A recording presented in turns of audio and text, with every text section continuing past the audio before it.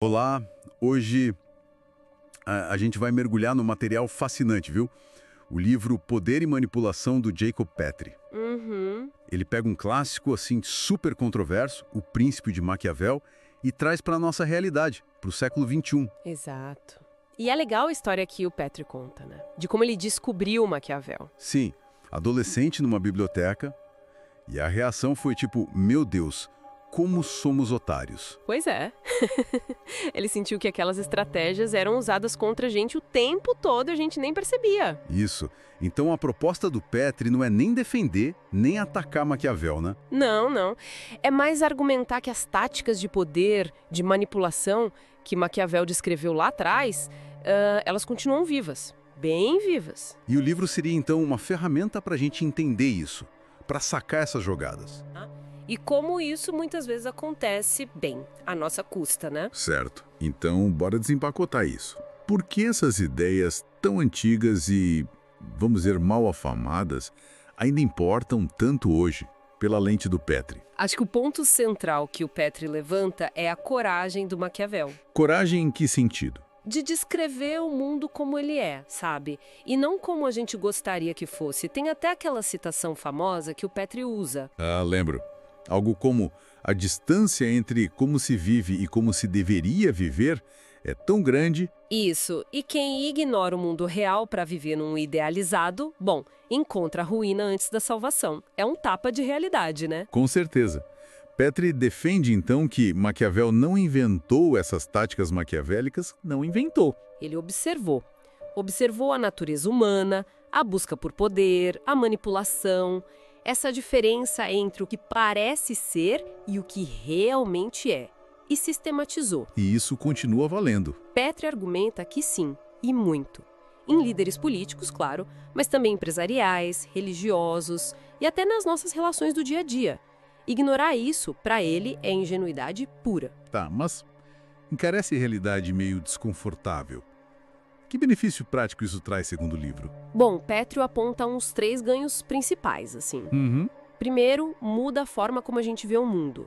A gente começa a entender as motivações reais por trás das ações, sabe? E isso ajuda a gente a se precaver, a não ser pego de surpresa. Certo, fica mais ligado. Exato. Segundo, tira a gente daquela posição de vítima, de achar que tudo é pessoal. Entender que as ações dos outros têm mais a ver com a natureza deles, com a busca deles por poder ou segurança, do que com a gente especificamente. Entendi. Libera um pouco, né? Libera.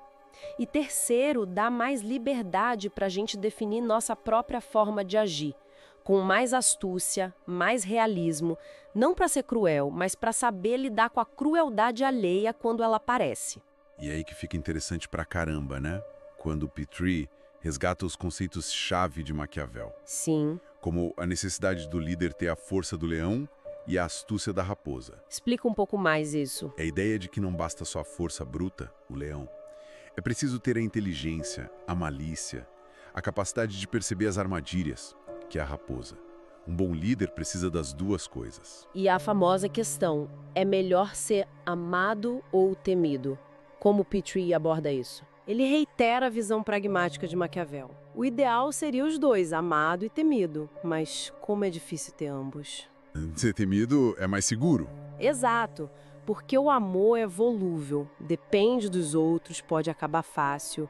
Já o temor, o respeito pela autoridade e pelas consequências das ações depende mais do próprio líder. Petro argumenta que isso não é sobre ser tirano, mas sobre estabelecer limites claros. Faz sentido pensar nisso como respeito, não medo no sentido de pavor.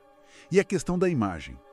Aparência versus realidade. Ah, esse é outro ponto fortíssimo. Maquiavel aconselhava o líder a aparentar ter qualidades, piedade, fidelidade, integridade, mesmo que nos bastidores precisasse agir diferente para manter o poder, para manter a ordem. E Petrie usa isso para mostrar o quê? A importância de entender o peso das aparências no jogo do poder. As pessoas julgam muito pelo que vem. Dominar a própria imagem, a percepção que os outros têm de você é crucial. E isso se liga com quem o líder escolhe para ter por perto, imagino. Os assessores, a equipe. Totalmente. Petri resgata aquela advertência de Maquiavel sobre o perigo dos bajuladores, né? Sim, clássico. Um líder que só ouve quem concorda, quem elogia, corre um risco enorme. A qualidade da equipe reflete a sabedoria do líder. Petri atualiza isso. Valorize quem traz a real, mesmo que doa. É isso que mantém o líder com o pé no chão. É um equilíbrio delicado, então, entre inspirar confiança e não se perder na própria imagem ou na bajulação. Exatamente. É sobre navegar essa complexidade. Então, para a gente ir amarrando, o que fica dessa leitura do Petri sobre Maquiavel?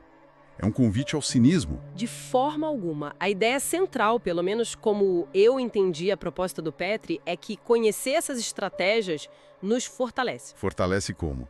Seja para a gente se defender melhor de quem usa essas táticas contra nós, seja para agir com mais propósito, com mais estratégia e com menos ingenuidade na busca dos nossos próprios objetivos. Então é mais sobre consciência? Sobre entender as regras do jogo? Perfeito. É um convite a olhar além das aparências, sabe? Entender as motivações humanas mais profundas que movem esse jogo do poder, que existe, que a gente goste ou não. E a partir daí, participar de forma mais informada, mais ativa. Interessante. Fica então uma reflexão, né? Se a gente começar a perceber melhor essa distância entre o como se age de verdade e o como se deveria agir a partir dessa visão do Petri, como isso pode, de fato, mudar a nossa forma de ver as ações dos outros e talvez até as nossas próprias escolhas no dia a dia.